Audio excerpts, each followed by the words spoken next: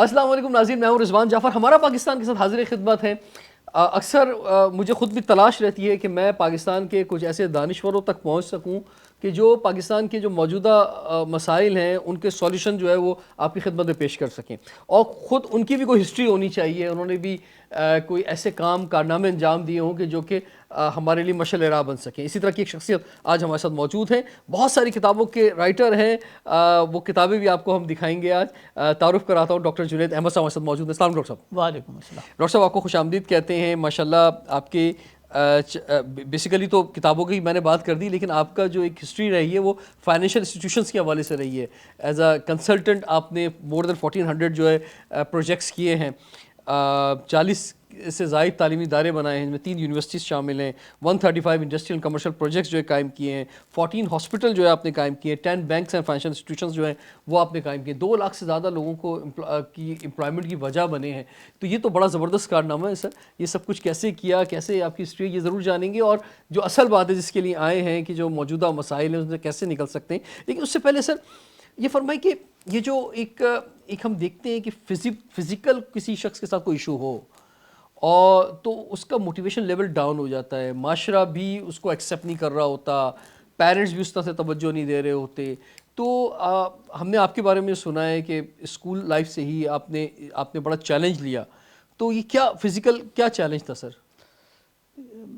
I'm an albino, and albinism is a defect which exists in every species of the world, in every species, right from a small white ant to a grey whale, میں ہر ایک میں ہی ہوتا ہے یہ.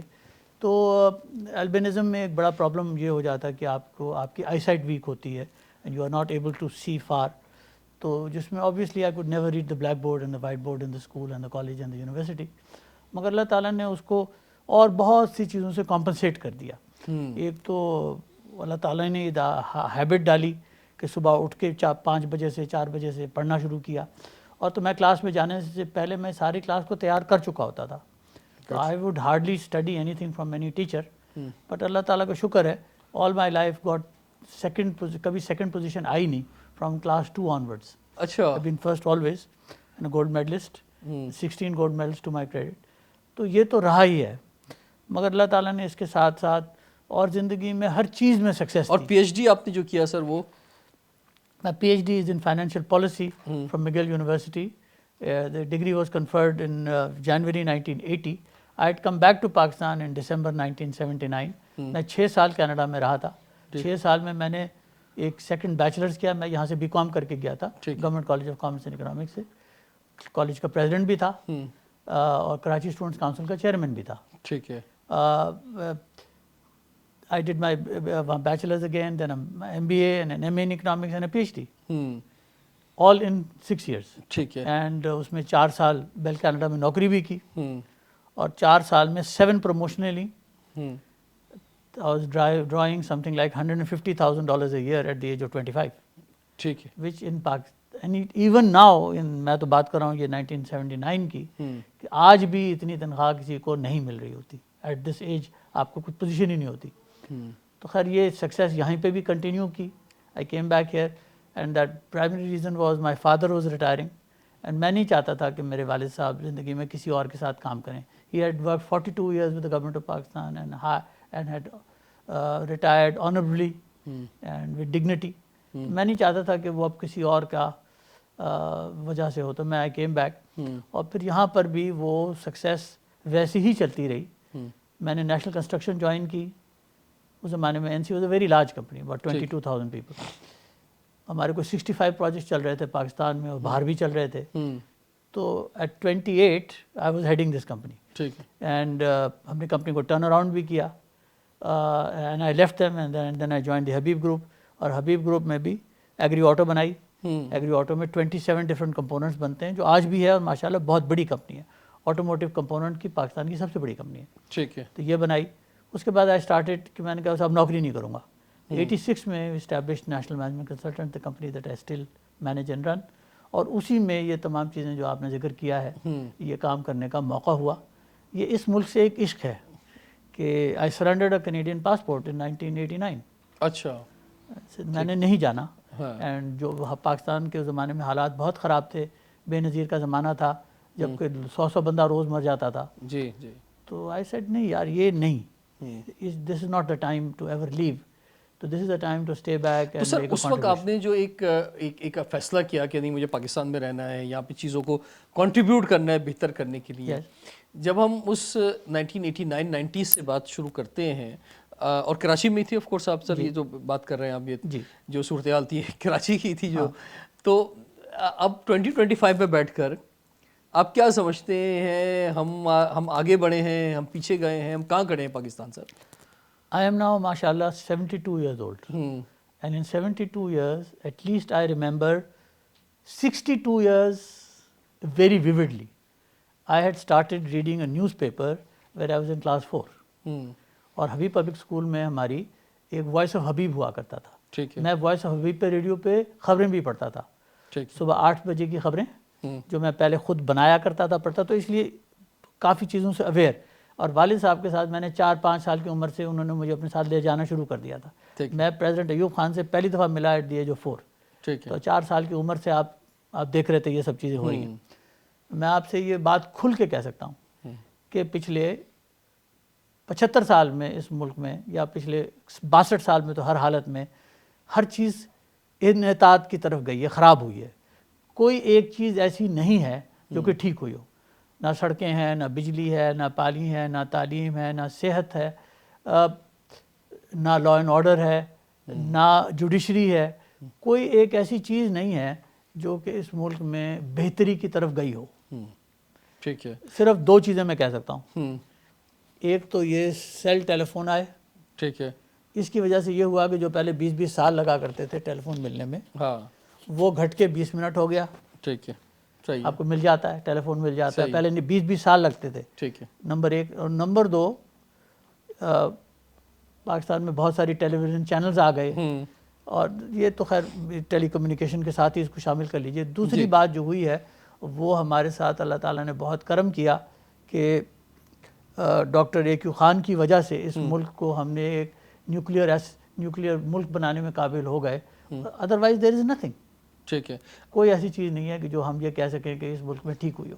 ٹھیک ہے. لیکن سر لوگ جو اس پہ بھی تنقید کر لیتے ہیں کہ بھئی ایک ایسا ملک کہ جس میں پر کیپٹل انکم اتنی کم ہے, غربت کی سطح پہ لوگ رہ رہے ہیں, انڈسٹری ملک کے اندر ہے نہیں, ایکسپورٹ بڑی نہیں ہے, کرنسی گر گئی ہے, اکانومی کا سائز چھوٹا ہے, عوام کی حالت خراب ہے, تعلیمی ادارے کام نہیں کر رہے صحیح, یعنی اسکول لیول پہ خاص طور پہ دیکھیں سرکاری, ہیلتھ سیکٹر کا برا حال ہے, اس پر یہ ٹائٹل ہونا کہ ہم اٹامک پاور ہے, یہ کوئی زیب نہیں دیتا.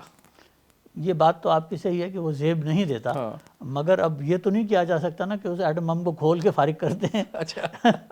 وہ تو ایک شخص تھا, میں نے ان کے ساتھ کام کیا ہے, میں نے کوہٹا ریسرچ لیب بنانے میں بہت, نیشنل کنسٹرکشن نے بہت کام کیا ہے, کندیا نیوکلیئر کمپلیکس 1, 2, 3 پہ بھی کام کیا ہے. تو میں ان کے ساتھ بہت کلوزلی کام کرتا رہا ہوں, اور میں ان کو دیکھتا رہا ہوں, اور ان کی فنڈنگ میں بھی ان کی مدد کرتے رہیں کہ کس طریقے سے اس شخص نے پاگل پنے کی طرح کام کر کے, مینجمنٹ پرووائڈ کر کے, مینجمنٹ لیڈرشپ پرووائڈ کر کے یہ کام کروا لیا. بائی دا وے ایک ادارہ ہے جو مجھے وہ بھی کہنا چاہیے, اور وہ ہے پاکستان اٹامک انرجی کمیشن. یہ پاکستان کا واحد ادارہ ہے جو وہ کام سکسیسفلی کر لیتا ہے جس کام کے لیے اس کو بنایا گیا تھا. اس کے تقریباً اس وقت 6 نیوکلیئر پاور پلانٹس چل رہے ہیں, اور 6 کے 6 بہترین چلتے ہیں. ٹھیک ہے. آج تک ان میں کوئی خرابی نہیں پیدا ہوئی, آج تک وہ ایک دن کے لیے ڈاؤن نہیں ہوئے. نمبر 1. نمبر 2, وہ 19 ہسپتال چلاتا ہے. 19 ہاسپٹلز ہیں, دے آر کینسر ہاسپٹلز. نوری کے نام سے کراچی میں بھی ہے 19 ہسپتال, وہ ٹوٹلی فری ہیں, وہ چل رہے ہیں. اچھا, یہ کیوں ہے؟ اچھا, اس کے علاوہ انہوں نے ایگریکلچرل فیلڈ میں بھی نیوکلیئر انٹروڈکشن سے کافی کام کیا ہے. 7-8 ایریاز میں وہ بہت اچھا کام کرتے ہیں. اور یہ جو نیوکلیئر پروگرام تھا وہ بھی شروع میں یعنی یہ ہمارے لیے پرائڈ ہے, یہ ہمارے لیے پرائڈ ہے, یہ پرائڈ ہے, اور یہی ایک وہ وجہ ہے جس کی وجہ سے ہم محفوظ ہیں. کیونکہ بات یہ ہے کہ طاقت امن کی ضمانت ہے. اگر ہم طاقتور نہ ہوتے تو دنیا کی نظریں ہم پر ہو سکتی تھیں. آپ فلسطین کا حال دیکھ سکتے ہیں, کیونکہ طاقت کا توازن برابر نہیں تھا تو غزہ کا آج وہ حال ہو گیا جو ہے سر. تو اس لیے اگر ہمارے پڑوسی جو ہیں ان کے سامنے ہم سینہ تان کے کھڑے ہوئے ہیں، تو اسی وجہ سے کھڑے ہوئے ہیں کیونکہ ہم ایک اٹامک پاور ملک ہے سر. یس. اچھا سر، کچھ لوگ یہ کریڈٹ ڈاکٹر قدیر خان سے پتہ نہیں کیوں چھیننا چاہتے ہیں، کچھ لوگوں کو بڑی تکلیف ہے سر. میرے ملک کی ایک اور بہت سی خرابیوں میں سے ایک خرابی یہ بھی ہے کہ ہم ہر چیز میں سازش کرنے کی کوشش کرتے ہیں جی. اور جھوٹ بولتے ہیں. یعنی اتنے بڑے محسن ہمارے ڈاکٹر قدیر خان، ان کو جو عزت ملنی چاہیے تھی، جو رسپیکٹ ملنا چاہیے تھا ان کے آخری ٹائم کے اندر، وہ ہمیں بہت افسوس ہوتا ہے جب ان کے ہم آخری دنوں میں جو ان کے خیالات تھے اس کو سنتے ہیں. تو بیٹھے ہوئے فٹ بال، میرے پاس وہ کلپ کی کاپی موجود ہے جس میں انہوں نے یہ کہا تھا کہ مجھے سب سے بڑا افسوس یہ ہے کہ میں نے اس ملک میں آ کے یہ کام کیوں کیا. اب آپ سوچ لیجیے نا دل برداشتگی کا کیا حال ہوگا کہ کوئی بندہ یہ کہے. اور جب ان کا انتقال ہوا، حالانکہ پرائم منسٹر عمران خان تھے، نہیں گئے، ڈاکٹر عارف علوی نہیں گئے، اور آرمی چیف نہیں گئے، اور نیوی اور ایئر فورس کا چیف بھی نہیں گئے، کوئی نہیں گیا. ہائیسٹ لیول پہ تو چھوڑیں، میں خیال ہے کوئی کرنیل یا میجر کے لیول پہ شاید کوئی ہیلپ. اور انہوں نے صاف کہہ دیا تھا، ان کا خیال تھا کہ ان کو فیصل مسجد کے پاس دفنایا جائے گا، مگر انہوں نے منع کر دیا تھا کہ مجھے آپ میری قبر کا نشان بھی نہ چھوڑیں. اچھا، ہاں، مطلب ہی واز دیٹ ڈس یہ بہت افسوسناک بات ہے سر. ہمیں اپنے قوم کے محسن کے اور قوم کے ہیرو کے ساتھ ایسا نہیں کرنا چاہیے تھا سر. چلیں جی، بات یہ ہے کہ کب تک ہم جو تلخ حقیقتیں ہیں ان کو نہ کہہ کر جو ہے وہ پردہ ڈال کر، کارپیٹ ڈال کر جو ہے وہ خاموش رہیں گے. تھوڑا سا آگے بڑھنا ہوگا، چیزوں کو سمجھنا ہوگا، جبھی یعنی ادراک کرنا ہوگا کہ جناب ایسا ہوا ہے، جبھی آگے چیزیں ٹھیک ہو سکتی ہیں.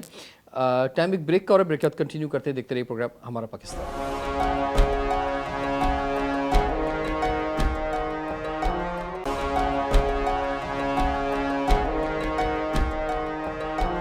Welcome back. ہمارا پاکستان کے ساتھ حاضر خدمت ہے. آج ہمارے ساتھ ہیں معروف اسکالر ڈاکٹر جنید احمد صاحب.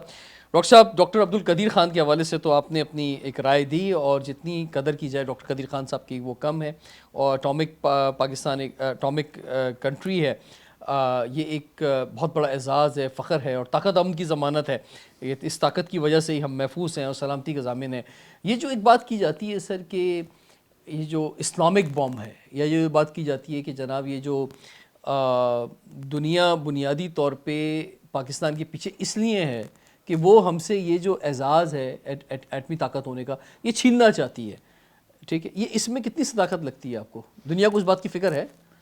نہیں، یہ ہم اپنے آپ کو ذرا زیادہ ہی سیلف امپورٹنس دیتے ہیں. اچھا، نہیں، ایسی کوئی بات نہیں ہے، کوئی آپ سے چھیننے کی بات. I have been an adviser to the strategic plans directorate, جو کہ اس نیوکلیئر ایسٹس کو مینیج بھی کرتا ہے اور کنٹرول بھی کرتا ہے. تو ان کے ساتھ تو بہت سال کام کیا ہے اور اس ساری چیز کو بڑے غور سے دیکھا ہے. آج تک کبھی کچھ ایسی بات ہی نہیں ہوئی. اچھا، یہ اخباروں میں ہم اپنے آپ کی بڑا دکھانے کے لیے کہہ دیتے ہیں، مگر اگر آپ اس کو بھی دیکھیں، جو 58 مسلم ممالک ہیں جو ممبرز ہیں اس ادارے کے OIC، جی، تو اس کے اندر out of 58 there is only one brother, all of the others are sisters. Iran was the only country, and the other was Yemen. That was the only country that was supporting Gaza and the Palestinians. باقی کسی نے کوئی کچھ کر کے ہی نہیں دیا. جی، تو سب بہنیں ہی ہوئی نا. جی، یہ دو ہی بھائی تھے. تو اس کا اور مطلب ہم نے بھی کچھ نہیں کیا. اس پہ ہمیں زیادہ فکر کرنے کی ضرورت نہیں ہے. اس ایشو پہ جو ہے کہ کوئی ہم سے یہ اعزاز چھیننے کی کوشش کر سکتا ہے یا چاہتا ہے. نہیں، ہو سکتا ہے ایران اپنا نیوکلیئر پروگرام ڈیولپ کر لے، اور جہاں تک میرا خیال ہے ایران اس پروگرام کو ڈیولپ کر چکا ہے. ایران از اے ویری انٹیلیجنٹ کنٹری. انہوں نے اس کو مشتہر نہیں کیا اور مشتہر ہونے بھی نہیں دیا. But I have been to Iran twice. Iran is about 70 years ahead of Pakistan in everything.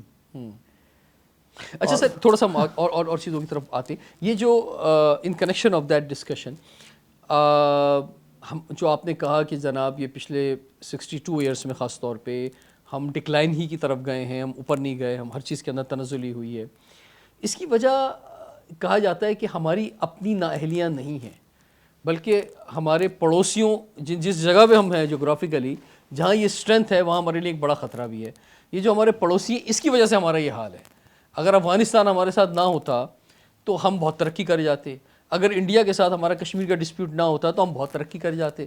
تو یہ دو جو بڑے ایشوز ہیں اور پھر اب لیٹسٹ جو چائنا کی جو بات کی جاتی ہے کہ ہم چائنا سے دوستی کریں یا نہ کریں, ہم اپنے پڑوسیوں کی وجہ سے آج ہمارا یہ حال ہوا ہے, ہماری وجہ سے نہیں ہوا. میں اس پہ کیا کہتے ہیں, آئی کین اونلی چکل. نہیں, ایک میں آپ کو اس سے تھوڑا سا پیچھے لے کے جاؤں گا جی کہ یہ بات اتنا نیبرز کی بات نہیں ہے, بلکہ ایک اور بات ہے, اور وہ ہے ایک میرے یوٹیوب پہ بہت وائرل بھی ہوا تھا. There is a book written by an American, Daniel Markey کی کتاب ہے نو ایگزٹ فرام پاکستان. یہ اس نے کوئی 25 سال محنت کر کے یہ کتاب لکھی. وہ کتاب تو تقریباً 250 پیج کی ہے. میں آپ کو 40-50 سیکنڈ میں اس کو سمرائز کرتا ہوں, اس سے آپ کو کلیئرٹی آئے گی کہ پاکستان کے ساتھ ہو کیا رہا ہے. وہ یہ کہتا ہے Pakistan and United States have always had a very inconvenient relationship and we have never trusted the Pakistanis and the more money we give to the Pakistanis the more they hate us. ہمارا اور پاکستان کے جو تعلقات رہے ہیں وہ ہمیشہ ہی اس میں شک و شبہ رہا ہے, اور ہم جتنے زیادہ پیسے پاکستان کو دے دیتے ہیں وہ اتنی ہی زیادہ ہم سے نفرت کرنے لگتا ہے, پاکستانی ہم سے نفرت کرتے ہیں. مگر اس کے باوجود ہم پاکستان کو چھوڑ نہیں سکتے. اس کی 3 وجوہات ہیں. سب سے پہلی وجہ تو یہ ہے کہ پاکستان کا نیوکلیئر اور میزائل پروگرام اتنا بڑا ہے اور اتنا کمپریہنسو ہے کہ اس پہ نظر رکھنا ضروری ہے, تو لہٰذا ہم پاکستان کے ساتھ تعلق رکھتے ہیں. دوسری بات یہ ہے کہ پاکستان وہ دنیا کا واحد ملک ہے جس کا چین کی سول اور ملٹری اسٹیبلشمنٹ سے دونوں سے بہت گہرے تعلقات ہیں. تو چین پر نظر رکھنے کے لیے ہم پاکستان سے دوستی کرتے ہیں. اور تیسری بات, پاکستان کی اتنی بڑی فوج ہے, اگر یہ فوج کبھی پاگل ہو جائے تو وہ نہ صرف اب اس ریجن کو ڈیسٹیبلائز کرے گی بلکہ ساری دنیا کو بھی ڈیسٹیبلائز کرے گی. تو لہٰذا پاکستان کی فوج پر نظر رکھنے کے لیے ہمیں پاکستان کے ساتھ ہم پاکستان کو نہیں چھوڑ سکتے. تینوں ریزن سمجھیے. پھر یہ کہتا ہے کہ ہم نے آج سے 75 سال پہلے یہ ڈیسائیڈ کر لیا تھا کہ پاکستان کو ترقی کرنے کی اجازت نہیں دی جا سکتی, اور اس کے لیے ہم پاکستان کو ہم نے یہ فیصلہ کر لیا تھا کہ ترقی اس لیے نہ کرے کہ اس کو کنٹینیوسلی مینیجڈ ڈیسٹیبلائز رکھو, اتنا ڈیسٹیبلائز رکھو جس کو آپ مینیج کر سکیں. آپ کو کبھی لاسٹ ٹائم کبھی گوادر گئے ہیں؟ جی میں گیا ہوں. لاسٹ ٹائم کب گئے؟ مجھے 3 سال ہو گئے. چلیے, آج بھی ماشاءاللہ آپ کو پانی نہیں ملتا. جو کراچی میں ہم اس گھر میں 8,000 روپے کا ٹینکر خریدتے ہیں 3,000 گیلن کا, وہ وہاں پہ 80,000 روپے کا ملتا ہے. 80,000 روپے کا. اور گوادر میں آج بھی کوئی پراپر آبادی نہیں ہے, ساری کچی آبادیاں ہیں. جی وہاں پہ نہ پانی ہے نہ بجلی ہے. بجلی ایران سے آتی ہے. اچھا, چائنا ہاربر نے وہاں پر پاور پلانٹ لگانا تھا 350 میگا واٹ کا, وہ اب تک نہیں لگا. اچھا 6 سال ہو گئے ہیں اور اسی چائنا ہاربر نے ہپکو کا پلانٹ 2 پلانٹ لگا کے آن بھی کر دیے, مگر ان کو اجازت نہیں دی. تو گوادر کے ساتھ, اچھا گوادر کی کوئی کنیکٹیوٹی بھی نہیں ہے. گوادر کو رتو ڈیرو سے کنیکٹ ہونا تھا, اب تک نہیں ہوا. گوادر کو سو دیر از نو روڈ کنیکٹیوٹی, دیر از نو ایئر کنیکٹیوٹی, دیر از نو ریلوے کنیکٹیوٹی. کب سے کہانی چل رہی ہے گوادر کی؟ 20 سال ہو گئے. سر ابھی نیا ایئرپورٹ بننے جا رہا ہے, بہت بڑا. نہیں, بن چکا ہے ایئرپورٹ, وہ بن گیا بلکہ. نہیں اور پہلی فلائٹ لینڈ بھی کر گئی ہے. جی وہ اس کے اوپر سے کیا فائدہ ہوگا. اور یہ اس کو بنے ہوئے بھی 1.5 سال ہو چکا ہے. ٹائم ایک بریک کا, بریک کے بعد حاضر ہوتے ہیں. دیکھتے پروگرام ہمارا پاکستان.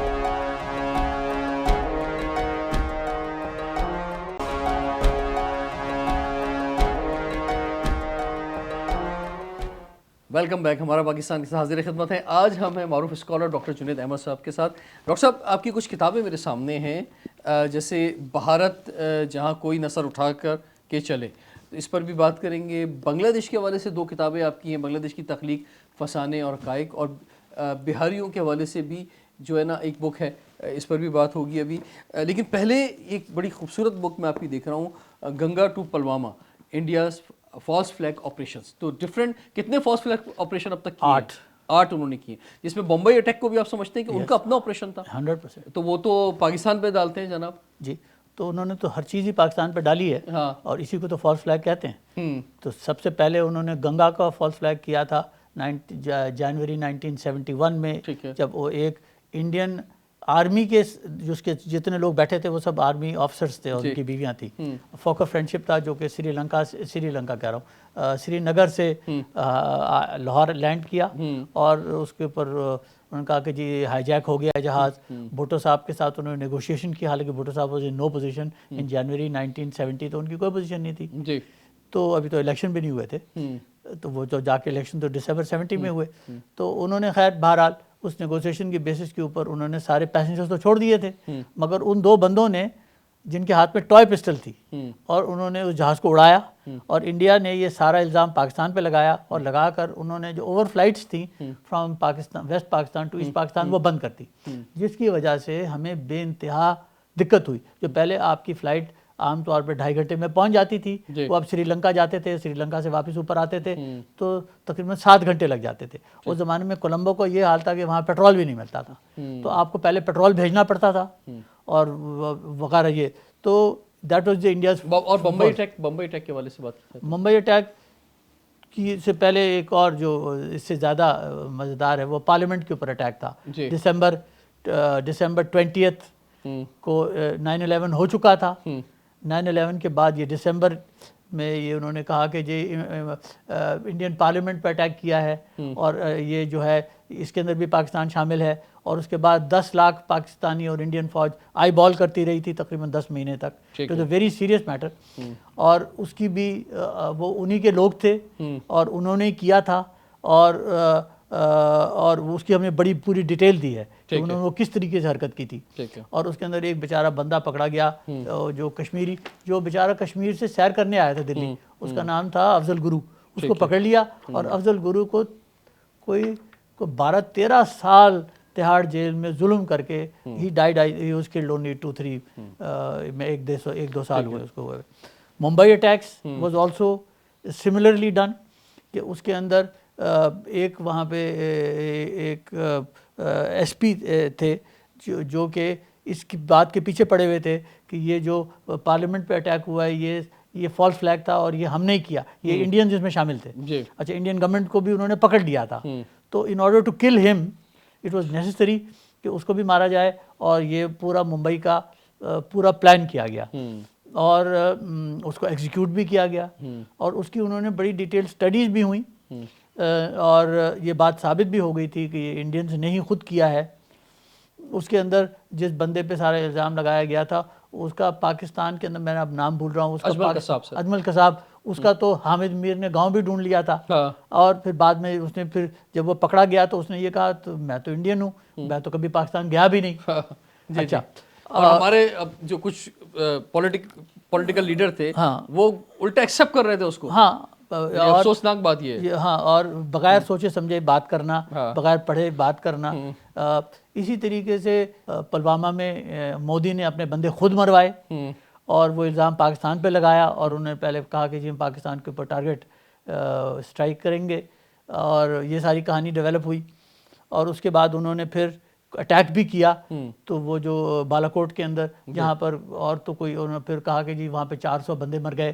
پرائم منسٹر صاحب نے جو ڈیفنس کیبنٹ کمیٹی کی کال کی، اس کے اندر آرمی، ایئر فورس، نیوی کے بھی چیف بیٹھے تھے اور چیف آف جوائنٹ چیئرمین بھی بیٹھے تھے، اور وہاں پر یہ ان سب کا خیال یہ تھا کہ Pakistan should attack India. Prime minister صاحب نے مڑ کے یہ کہا کہ یہ ٹھیک ہے اٹیک تو ہم کر لیتے ہیں، مگر اس کو روکیں گے کیسے؟ How will we stop the وار، کو روکیں گے کیسے؟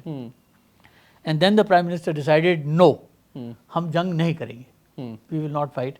اور پھر پلان واز ڈیولپڈ کہ ان کو لیور کرو and we will strike them down. ان کے 2 جہاز اڑے، اور ان جہازوں کو آپ نے کال ان کیا، اور وہ آپ کے پیچھے آئے، as they entered into Pakistan you fired and you brought them down. اس کے بعد اس بندے کو دیکھیے، اس نے ان کا وہ پکڑا، پائلٹ کو پکڑا، اور پائلٹ کو پھر چھوڑ بھی دیا۔ تو ہم نے اس طریقے سے ان کے اس طرح سے جتنے فالس فلیگ آپریشنز ہوئے ہیں وہ سب ہم نے ڈیٹیل کیا ہے اس کے اندر۔ میں نے یہ کتاب، اچھا، every thing is based on Indian documents, Indian and western document, میں نے اس میں کوئی پاکستانی وہ استعمال ہی نہیں کیا ہے۔ جی جی جی، نہیں یہ ضرور، یہ میں بھی ریکمینڈ کروں گا، اس کتاب کو ضرور پڑھنا چاہیے۔ اچھا سر، بنگلہ دیش کے حوالے سے آپ نے جو بکس، ایک اور آپ کی کتاب ہے بھارت کے حوالے سے، اس کے بارے میں بات کریں گے، بات پہلے یہ بنگلہ دیش کی۔ اچھا چلے بنگلہ دیشی کر لیتے ہیں پہلے۔ بنگلہ دیش میں یہ انگریزی میں ہے کتاب، کریشن آف بنگلہ دیش متھس ایکسپلوڈڈ، نہیں یہ نہیں، دوسری والی جو آپ پہلے تھے نا، بنگلہ دیش کی تخلیق، فسانے حقائق، اس کا نام ہے کریشن آف بنگلہ دیش متھس ایکسپلوڈڈ۔ یہ ہم نے دسمبر 2016 میں لکھی تھی، اور میں نے کراچی میں اس کو لانچ کیا تھا 16 December 2016، the day Pakistan had surrendered in 1971. جی جی. اور میں نے اسی دن 200 کاپیاں اس کتاب کی ڈھاکہ بھی ڈیلیور کروا دی تھی. اچھا اچھا. اور 16 دسمبر کو اس کی کاپی, اس کتاب کی کاپی شیخ حسینہ واجد تک بھی پہنچ گئی تھی. ٹھیک ہے. اور اس میں میں نے لکھا تھا for Sheikh Hasina Wajed the prime minister of Bangladesh with my compliments and a prayer to Allah that one day my brothers and sisters in Bangladesh will realize that India can never be your friend. یہ میں نے لکھ کے اور مجھے لگ رہا ہے کہ اب انہوں نے ریئلائز کر لیا ہے سر ابھی. تو میں بتا دوں اس کے بعد انہوں نے اس کتاب کو پڑھا مارچ 2017 میں. ہم نے دسمبر 16 کو بھجوائی تھی, انہوں نے پڑھا 3 مارچ 2017 اور پارلیمنٹ میں لے کر آئیں سب کو. میں نے تو کتاب میں پارلیمنٹ میں ہر ایک کو کتاب ڈیلیور ہوئی تھی, انہوں نے سب کو دکھائی. ان کا کسی نے دیکھی ہے؟ کہا دیکھی ہے. کسی نے پڑھی ہے؟ تو کچھ لوگوں نے کہا پڑھی ہے. تو پھر انہوں نے اگلا سوال پوچھا کہ یہ جنید احمد کون ہے, یہ جنرل جنید احمد کون ہے؟ کہ نہیں جنرل تو نہیں ہے. تو مسٹ بھی DGISI. نہیں سر DGISI بھی نہیں ہے. تو پھر اس کا مزہ پنجابی میں ہی آتا ہے کہنے میں. پھر انہوں لوڑ کی سی کتاب کیوں لکھی, کیا مسئلہ ہے؟ اتنے سال گزرنے کے بعد یہ پاکستان کو کیا ہوا؟ اس کے بعد اگلا 1.5 گھنٹہ سخت ناراض نہیں, انہوں نے پوری کتاب پڑھی ہوئی تھی اور ایک ایک چیز کو انہوں نے اس پہ کامنٹ کیا. اس کے بعد 1.5 گھنٹے کے بعد انہوں نے ایک کمیٹی بنائی. کمیٹی میں 3 لوگ کہ اس کتاب کو غلط ثابت کرو. میں جب آپ کی رپورٹ آ جائے گی تو میں نواز شریف صاحب سے بات کروں گی, اور اگر انہوں نے میری بات نہیں مانی تو میں پاکستان کی شکایت کروں گی OIC میں. وہ رپورٹ 1.5 مہینے بعد آئی. وہ 1 پیج کی رپورٹ ہے, اور 1 پیج کی رپورٹ میں انہوں نے یہ لکھا, madam prime minister we would request you to stop referring to this book. We cannot, people will forget about it. We cannot prove anything wrong because this is entirely based on books and documents produced by government and people of Bangladesh and India. تو میں نے اس دن اپنے آپ سے کہا تھا کہ یہ جو اللہ تعالیٰ نے اتنا سارا کام کروایا یہ سب وصول ہو گیا. اچھا سر یہ اس پہ آتے ہیں نا کوئی ذرا ابھی میں پہلے اس کو ختم کروں. ابھی میں اس کا بتا دوں نا اس کا ریئیکشن کیا ہوا. جی ہم نے تو یہ کتاب تو سب جگہ ڈیلیور ہو چکی تھی. اچھا یہ جو کتاب آپ کے ہاتھ میں ہے 1971 ethnic cleansing of Biharis in Pakistan, this was launched in Islamabad on the 26th of September. اچھا اس سے پہلے کراچی میں تو ہو چکی تھی. 25th کو میرے پاس ٹیلی فون آیا ڈاکٹر محمد یونس کا. ٹھیک ہے. ڈاکٹر یونس سے میں اسلام آباد میں مل چکا تھا, 2007 میں وہ آئے تھے. جی انہوں نے میری بنگلہ دیش والی کتاب بھی پڑھی تھی. جی تو انہوں نے مجھ سے کہا کہ doctor Junaid I have read your book again, whatever you have written about India is true, whatever you have written about Sheikh Mujib ur Rahman is also true, whatever you have written about Mukti Bahini and the role of the Indian army وہ بھی ٹھیک ہے. اب ہم آپ follow کر رہے ہیں جو آپ نے لکھا ہے وے فارورڈ, ہم اس کو فالو کرنے کی کوشش کریں. تو میں آپ سے ریکویسٹ کرتا ہوں کہ آپ آئیں بنگلہ دیش آئیں. جی تو میں نے کہا کہ سر آپ نے کہا تو ہے اور وہ بھی بات سر آنکھوں پہ, مگر میں نہیں آؤں گا. کیوں؟ اس وجہ سے کیونکہ میرا نام تو پرسونا نان گریٹا میں ہے اور میرے خلاف ایک شیخ حسینہ واجد نے کیس بھی فائل کیا ہوا ہے in the international war crime tribunal, جہاں پہ آج کل ان کے خلاف خود کیس چل رہا ہے. تو میں تو کہیں گے ڈاکٹر صاحب وہ تو ہم آپ کو ایئرپورٹ پہ ریسیو. میں نے کہا اگر کچھ آگے پیچھے ہو گئی بات اور میں وہاں پاسپورٹ کنٹرول پہ پہنچا اور وہاں اس بندے کے پاس یہ انفارمیشن نہیں ہے تو ان کا پہلے تو آپ سرکاری مہمان خانے میں جائیں نا, وہ میں جانے کو تیار نہیں. پھر ان سے اور بات ہوئی تو پھر میں نے کہا کہ سر آپ کو چاہیے یہ کہ لوگوں کو سمجھائیں کہ بنگلہ دیش میں وہ ایسی باتیں نہ کریں کہ پاکستان اور بنگلہ دیش کا نیوکلیئر ایگریمنٹ بھی ہو جانا چاہیے, یہ نہ کریں. اچھا سر اب یہ فرمائیں نا کہ ابھی آپ کو لگ رہا ہے کہ پاکستان اور بنگلہ دیش دوبارہ قریب آ گئے ہیں اب جو صورتحال ہے؟ دیکھیے یہ بات ہے تو صحیح, یہ ایسے ہی ہوا ہے, تبھی تو ان کا فون بھی آیا, تبھی وہ کہہ بھی رہے ہیں, وہ کہہ رہے ہیں ڈاکٹر صاحب اس کے بنگالی میں ٹرانسلیشن کروائیں, جو آج کل میں کروا بھی رہا ہوں. تو انشاءاللہ 1-2 مہینے میں ہو جائے گی. اور وہ ہم ابھی جو آپ نے بہاریوں کے حوالے سے لکھا ہے, کتنے بہاری وہاں پہ اس وقت قتل ہوئے تھے؟ تقریباً 7 لاکھ. 7 لاکھ. اور ابھی کتنے وہاں پہ بہاری انتظار میں ہیں کہ انہیں پاکستان بلایا جائے؟ 3 لاکھ. 3 لاکھ. ابھی آپ کو لگتا ہے کہ کچھ ہو سکتا ہے اس کے لیے, یا ہم یہ سمجھیں کہ وہ لوگ جو ہیں کیونکہ اب اتنا ٹائم گزر چکا ہے تو اب وہاں کے انوائرمنٹ میں وہ رچ بس گئے ہیں تو اس لیے اب ان کو نہیں لانا چاہیے پاکستان؟ اور افغانیوں کو لے آنا چاہیے جو ہم سے نفرت کرتے ہیں. کیا بات کریں, سوال ہے سر میرا تو آپ سے جواب مانگ رہا ہوں. میں اس کا جواب بھی میں نے دے دیا نا آپ کو. کیا ہمیں چاہیے کہ ان افغانیوں کو لے آئیں 50 لاکھ کو جو کہ ہم سے نفرت کرتے ہیں. دیکھیے وہاں پر یہ لوگ جو ہیں جن کیمپوں میں رہتے ہیں نا وہ ہمارے ان کے مقابلے میں ہمارے جو کیمپ جو ہم نے افغانیوں کے لیے بنائے تھے آر لائک ڈیفینس سوسائٹی. سر میں نے وزٹ کیا ہے جن کیمپ میں بہاری وہاں رہتے ہیں. تو آپ نے دیکھا ہے کہ کیا حالت ہے. میں دیکھ کے آیا ہوں. میں 3 دفعہ بنگلہ دیش گیا ہوں. گلیاں کوئی 3-4 فٹ سے زیادہ چوڑی نہیں ہیں اور وہاں پہ کامن باتھ رومز ہیں, کامن ٹوائلٹس ہیں, کامن واش رومز ہیں. اچھا اور کیوں نہ لیں واپس؟ میرا خیال ہے کہ جب تک کہ ان لوگوں کو ہم واپس نہیں لیں گے بنگلہ دیش کے ساتھ تعلقات ٹھیک نہیں ہوں گے. انہیں واپس لینا چاہیے فوراً. بالکل لینا چاہیے. اور یہ اتنے قابل اور عقل مند لوگ ہوتے ہیں کہ یہ جو وہاں سے پٹ پٹا کے آئے تھے ان کو 1% حکومت پاکستان نے کچھ نہیں دیا. یہ سب اسٹیبلش ہو گئے, اسٹیبلش ہو گئے. اس کے اندر پروفیسر بھی بنے, ایمبیسڈرز بھی بنے, ہر قسم کے لیول پہ لوگ پہنچ گئے اور ابھی بھی ہیں ماشاءاللہ. تو they are very hard working people. They will come and do it. کم سے کم they will be loyal to Pakistan, not like Afghans. Last message آپ سے لینا چاہوں گا سر, کوئی میسج آپ دینا چاہیں, کوئی دل کی بات جو کہنا چاہیں آپ. I think we need to realize that we have to learn to tell the truth. Always speak the truth. اور اس کے لیے ہمیں یقین بھی ہونا چاہیے کہ ہم کیا جو اور اپنا کام جو بھی کر رہے ہیں وہ اپنی آنیسٹی اور انٹیگریٹی سے تو کریں, سو دیٹ ایٹ لیسٹ ہم اللہ میاں کے سامنے یہ بات کہہ سکیں کہ جس کام کے لیے آپ نے مجھے بھیجا تھا وہ میں اپنی بیسٹ آف مائی ایبلٹی میں کر کے آیا ہوں. بہت بہت شکریہ ڈاکٹر جنید احمد صاحب, پاکستان کے معروف اسکالر, دانشور, ایک ایسی شخصیت کہ جو بہت کچھ سچ انہوں نے آج بولا ہمارے پروگرام میں اور بہت کچھ بولنا چاہتے تھے.